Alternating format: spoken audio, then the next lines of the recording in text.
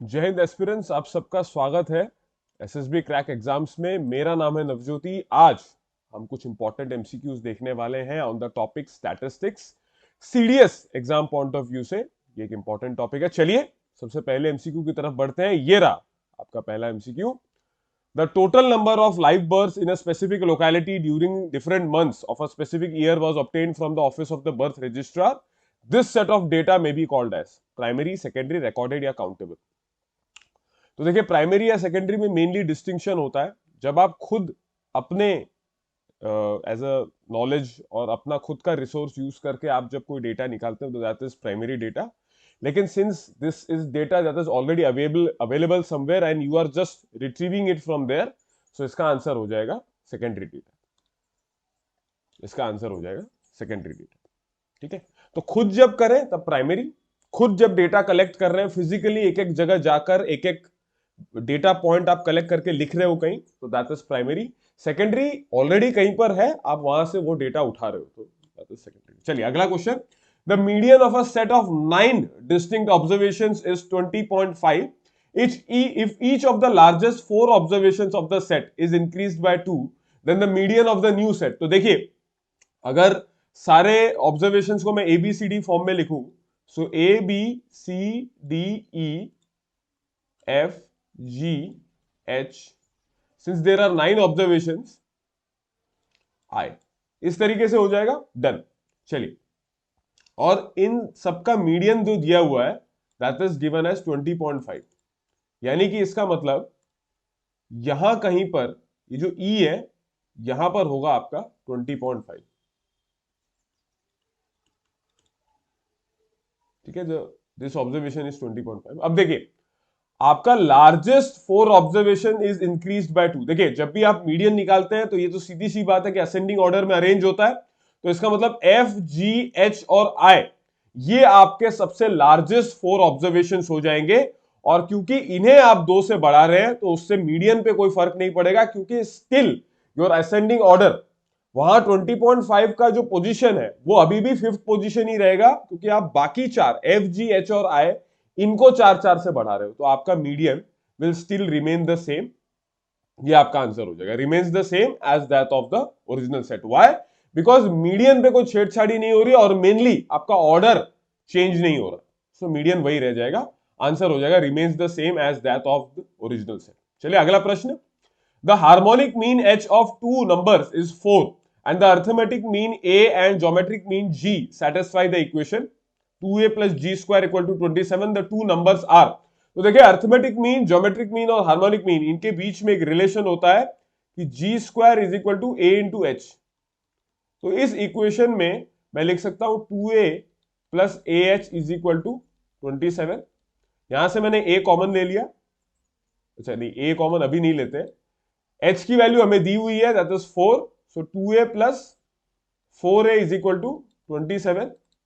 a is equal to 27 by 6 हो जाएगा, so this is equal to 9/2।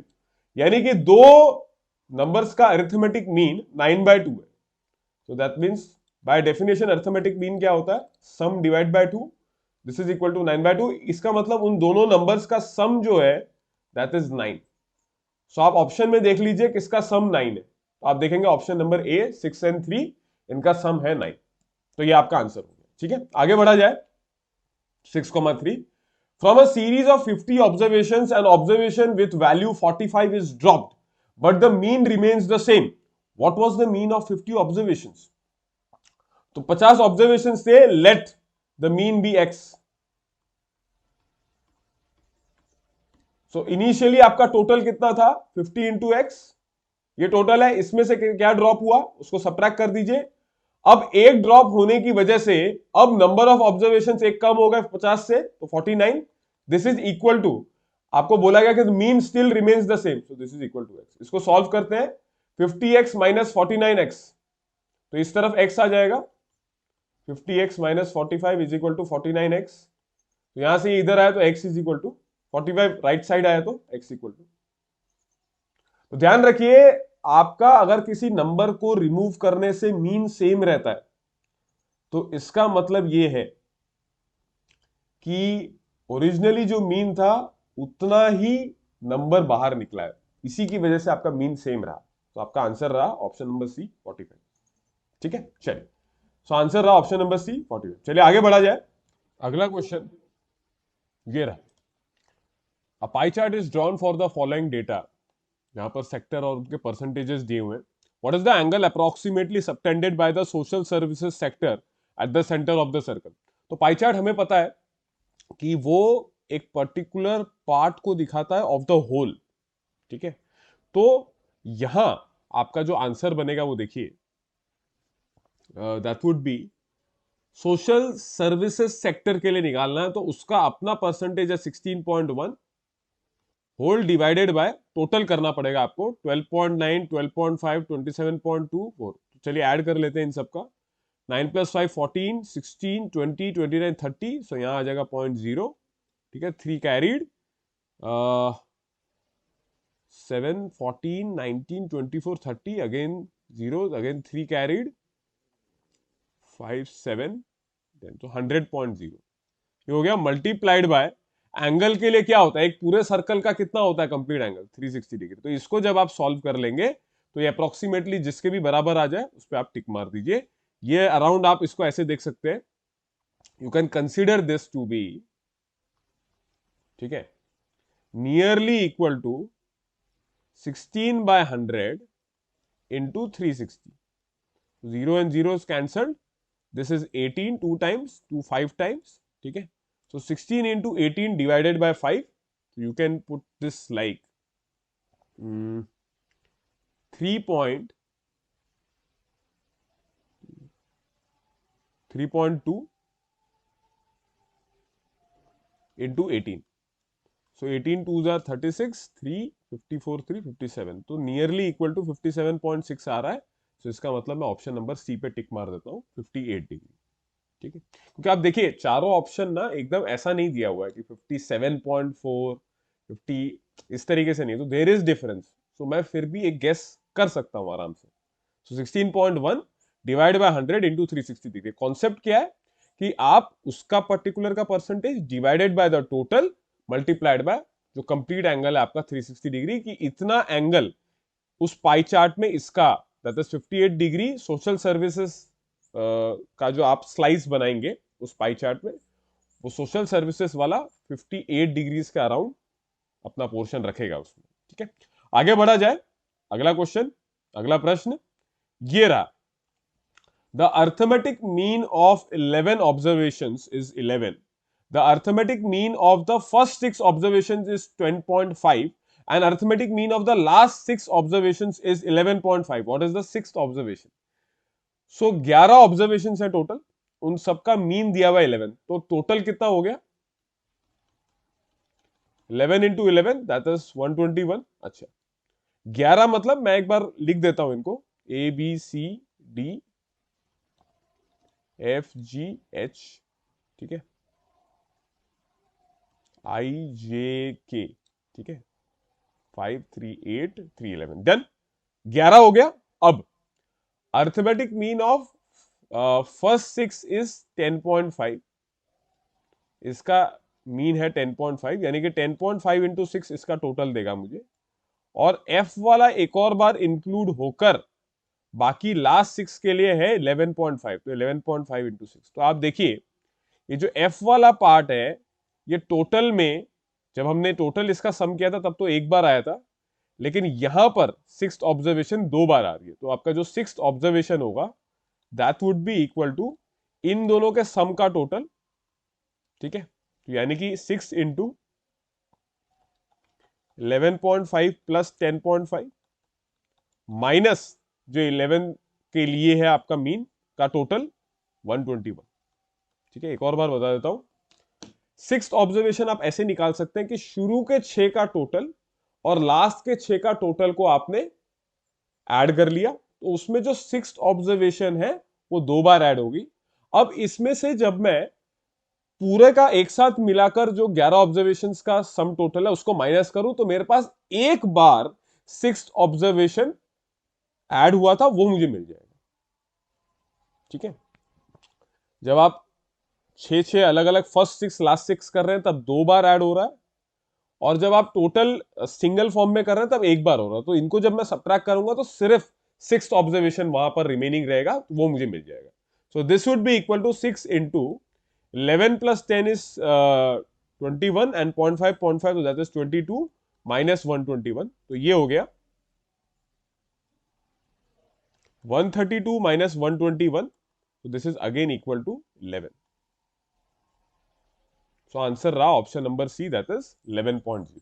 ठीक है, तो इस तरीके से आप एग्जैक्टली मिडिल वाला ऑब्जर्वेशन निकाल सकते हैं, जब आपको first till middle and last till middle आपके पास हो और टोटल का नंबर ऑफ ऑब्जर्वेशंस और मीन ये पता हो, तो आप निकाल सकते हैं। ठीक है, आगे बढ़ा जाए। चलिए, तो इसका आंसर रहा 11.0।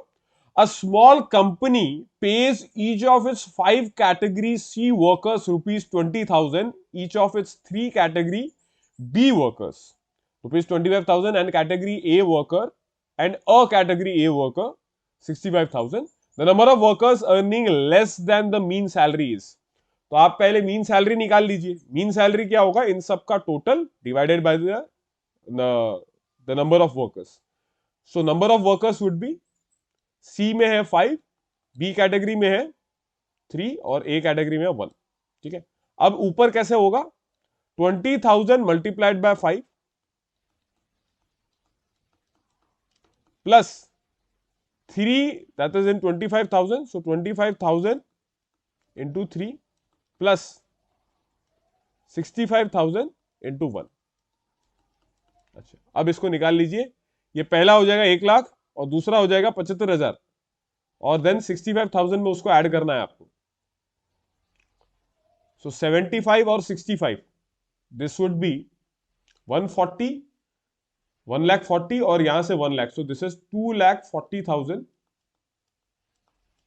And this whole divided by 5 plus 3 8 plus 1 9। चलिए डिवाइड करें, 18 60 54। ठीक है, तो आप देख रहे हैं 26,000 के फॉर्म में कुछ बन रहा है। तो मीन सैलरी जो है वो 26,000 की बन रही है। तो आपको इससे कम वाले कितने वर्कर्स हैं वो निकालना है। तो सी वर्कर्स भी, उनकी सैलरी भी कम थी, 20,000 रुपए, और कैटेगरी बी की 25,000, कैटेगरी बी की 25,000 है। तो ये दोनों का टोटल करना पड़ेगा, because there is these two categories have salaries less than 26,000। 26,000 से कम है ना, 20,000 और 25 है। तो सी के कितने हैं 5 और बी के कितने हैं 3, सो 5 प्लस 3, ये हो गया आपके पास answer, that is 8। So option number A आपका आंसर हो गया। Yes, I hope this is clear. आपने बस मीन निकाला और मीन में चेक किया कि किन कैटेगरी के वर्कर्स से ये सैलरी जो मीन है, मीन से जिनकी कम है, तो उसमें सी वाले भी आए और बी वाले भी आए। ठीक है, चलिए आगे बढ़े। Which one of the following is not correct, इनमें से कौन सा सही नहीं है। The proportion of various items in a pie diagram is proportional to the. ठीक है, सो ये देखिए, इस तरीके का कुछ पाई डायग्राम रहेगा आपके पास।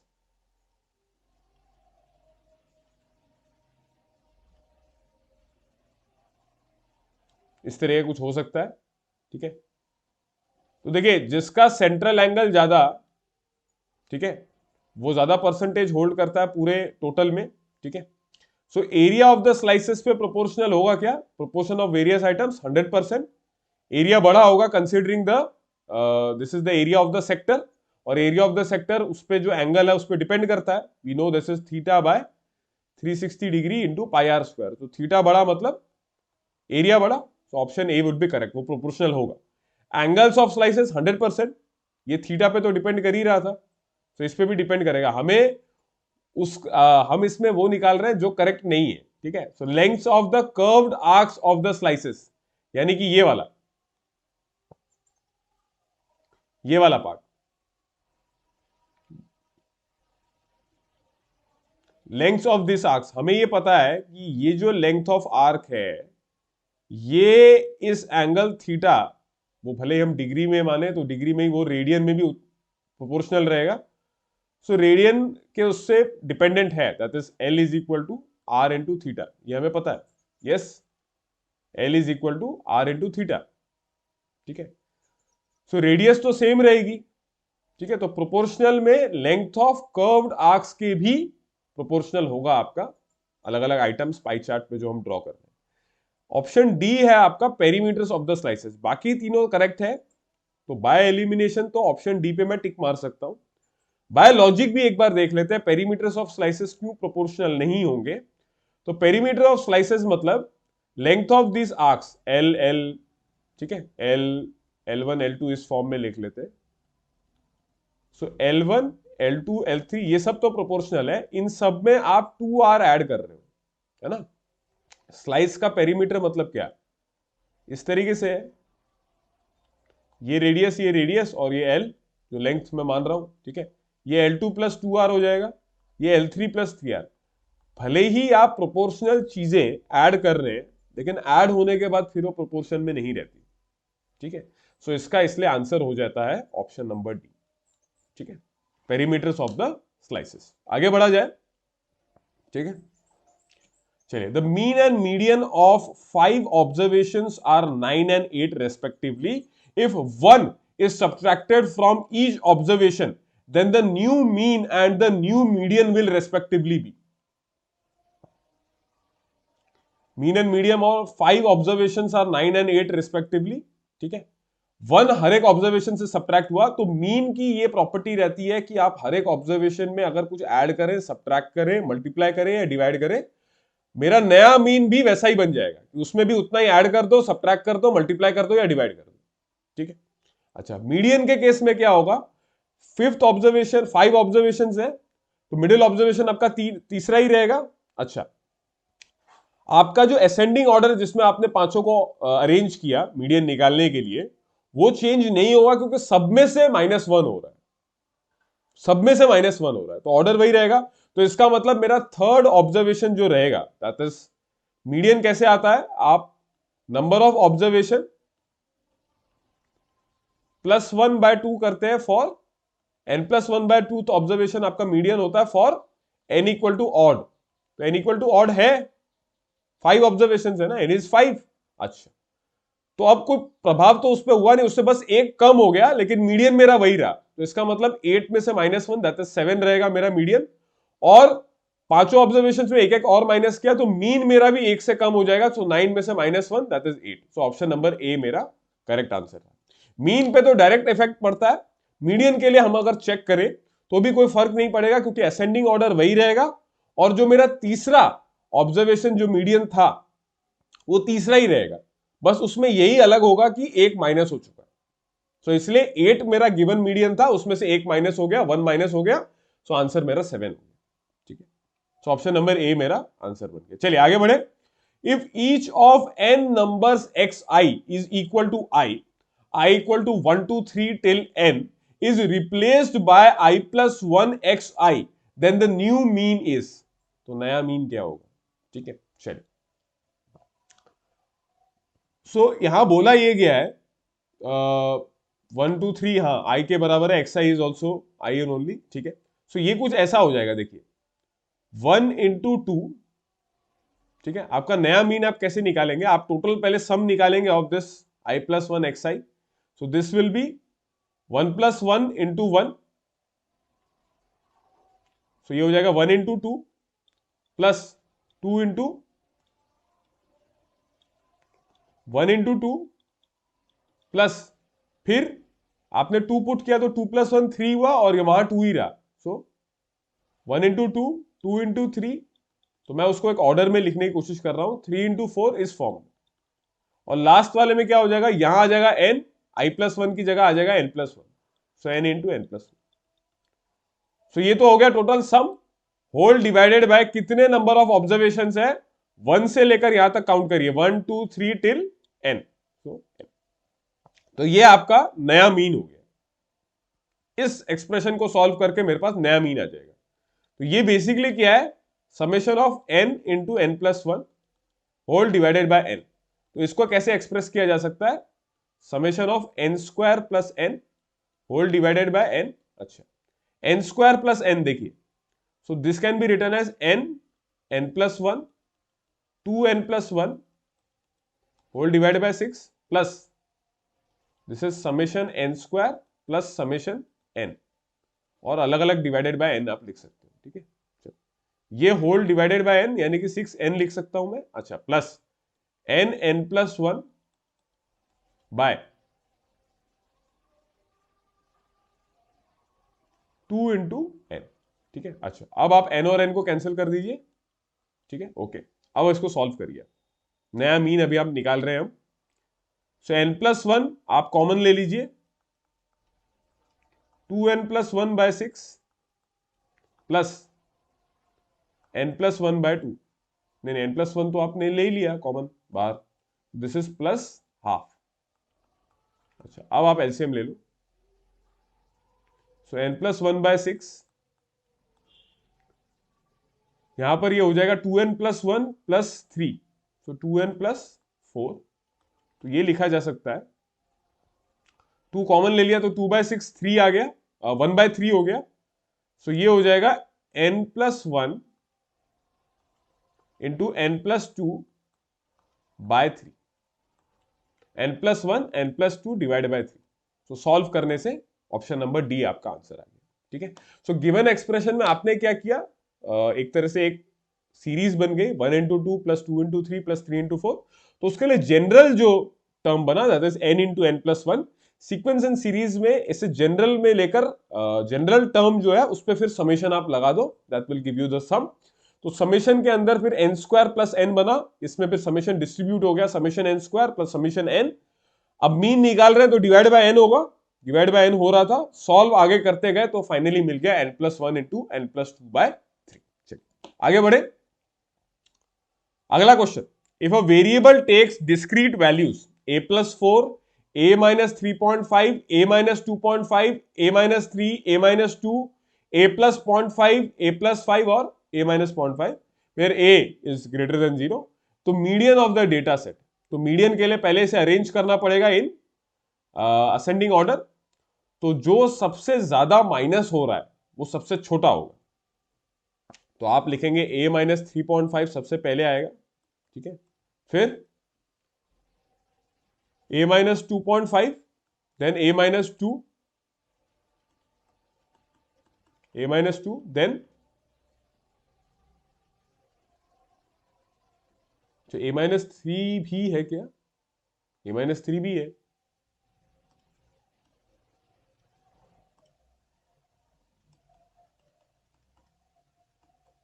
ठीक है, 3.5, 2.5, 2, 3, अच्छा, फिर a-0.5,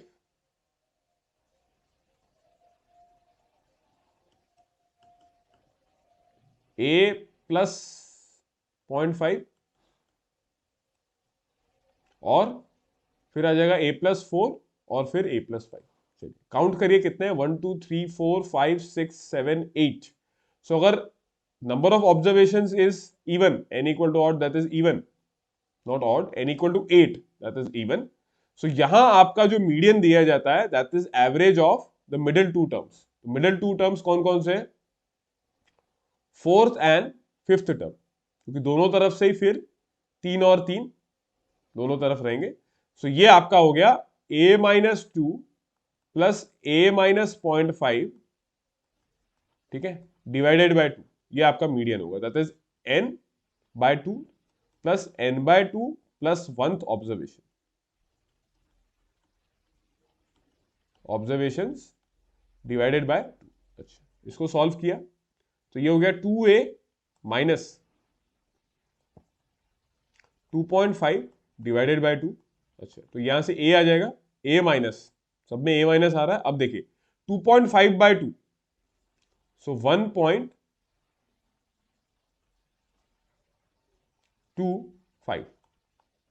सो ऑप्शन नंबर बी आपका आंसर आ गया, a-1.25।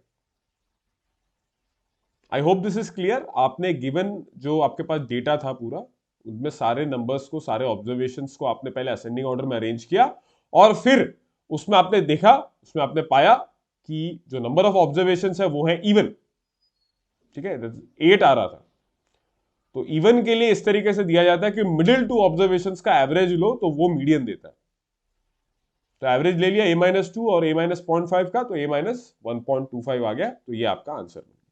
ठीक है, आगे बढ़े, चलिए। When we take class intervals on the x-axis and corresponding frequencies on the y-axis and draw rectangles with the areas proportional to the frequencies and the respective class intervals, the graph so obtained is called. So y-axis पे frequencies, x-axis पे class intervals को आपने put किया, x-axis पे आपने class intervals को put किया। ठीक है, एरियाज जो है इन रेक्टेंगल्स का वो frequencies of the respective class intervals के प्रोपोर्शनल होगा। करेक्ट। तो ये जो ग्राफ है ये कहलाता है हिस्टोग्राम। ठीक है, इस तरीके का बनता है ये। ठीक है, मान लीजिए 0 से 10, फिर 10 से 20, 20 से 30। ठीक है, तो पहले के लिए इतना बना, फिर 10 से 20। ये इक्वल भी हो सकते हैं, अनइक्वल भी हो सकते हैं। ठीक है, लेकिन जो एरियाज है वो इनके फ्रीक्वेंसीज के प्रोपोर्शनल होंगे। ठीक है, जब हाइट रेक्टेंगल्स के फ्रीक्वेंसी के प्रोपोर्शनल होता है तब बार डायग्राम होता है, लेकिन क्योंकि यहाँ एरियाज का पूछा है तो this is called as histogram. और यहाँ क्योंकि एबीसी कोई भी हिस्टोग्राम नहीं है, तो ऑप्शन नंबर डी आपका आंसर हो जाएगा। फ्रीक्वेंसी कर्व, और फ्रीक्वेंसी कर्व में क्या रहता है, आप इंटरवल्स पे ड्रॉ नहीं करते, पर्टिकुलर डिस्क्रीट पॉइंट्स होते हैं, तो वहां रेक्टेंगल्स नहीं बनते, वहां डायरेक्टली एक एक पॉइंट के कॉरस्पॉन्डिंग एक एक फ्रीक्वेंसी प्लॉट होती है और उसको आप ज्वाइन करते हैं तो एक कर्व बनता है। ठीक है, ओजाइव में क्या करते हैं, आप क्यूमुलेटिव फ्रीक्वेंसीज निकालते हैं और लेस देन और ग्रेटर देन का दो टाइप पे कर्व बनता है। ठीक है, लेकिन दोनों ही केस में जैसे इसमें बोला गया कि एरियाज फ्रीक्वेंसी के प्रोपोर्शनल हो, वो हिस्टोग्राम में होता है, तो इसका आंसर फिर हो जाएगा नन ऑफ द अबव। ठीक है, आगे बढ़े। इस लेक्चर का आज का आखिरी MCQ, the arithmetic mean of 10 numbers was computed as 7.6. It was later discovered that the number 8 was wrongly read as 3 during the computation. तो ये जब रॉन्ग आप कर लेते हैं तो जो रॉन्ग है उसको हटा दीजिए, जो राइट है उसको ऐड कर दीजिए और फिर मीन निकालिए। तो 10 नंबर्स के लिए पहले सम निकालिए, तो टोटल ऑफ 10 नंबर्स,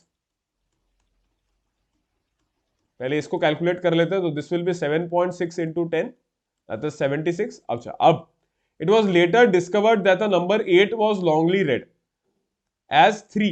so इसका मतलब 3 आपने गलत पढ़ा था तो 3 को हटा दिया, इसमें ऐड कर दिया 8, एक गया और एक आया, तो नंबर ऑफ ऑब्जर्वेशंस अब भी उतने ही है, that is 10. अब इसको कर दो, ये आपका करेक्टेड मीन रहेगा, करेक्टेड मीन ये हो जाएगा आपका 76 minus 3 plus 8 divided by 10. So this is 76 plus 5 divided by 10, that is 81 by 10. 81 by 10 is 8.1. ठीक है, तो ध्यान रखिए जब एवरेजेस मीन पर बेस्ड क्वेश्चंस हो तो टोटल पर ध्यान रखना है सारा। टोटल में से फिर जो गिवन है उसको माइनस करो और जो आपके पास है उसे ऐड करो, जो करेक्ट है वो उसे ऐड करो। नंबर ऑफ ऑब्जर्वेशंस आपके सेम रहेंगे क्योंकि आपने एक रिमूव किया और एक ऐड किया। ठीक है, तो वो आपने ऐड कर दिया, तो दैट डिवाइड बाय 10, आंसर आपके पास आ गया 81 by 10, आंसर इज 8. चलिए, ये कुछ एमसीक्यूज थे ऑन स्टैटिस्टिक्स। आई होप कुछ कॉन्सेप्ट्स मैं आपका रिवाइज करवा पाया। Thank you so much for watching in. इसी तरह से बने रहिए चैनल पर, और भी सब्जेक्ट्स पे इसी तरीके से वीडियोस आती रहेंगी। जय हिंद।